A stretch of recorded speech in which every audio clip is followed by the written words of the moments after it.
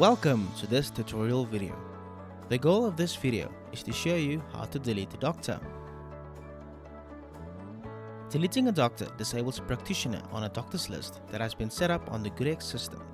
Practitioners will not be permanently removed from the system, but will no longer be available for services within the practice. If necessary, the user is able to re-enable a practitioner. For more information on how to undelete a doctor, please refer to the Undelete Doctor user manual linked in this video's description. From the diary screen, proceed and click on the navigation wheel on the navigation bar. The navigation wheel will open. Now click on the configuration segment.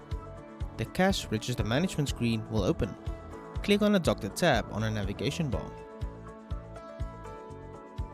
From here, go ahead and click on the filter doctors field and type in the name of the practitioner whose details the user would like to make changes to. Click on the edit button next to the preferred practitioner's name to edit the details of the specific practitioner. The Add Update Doctor screen will open. Please note that the warning will appear to advise that changing the details of the practitioner will update the information on all doctor types the practitioner is linked to. The user may click on the delete button to disable the desired practitioner on the doctor's list. Please note that the delete button will change to undelete.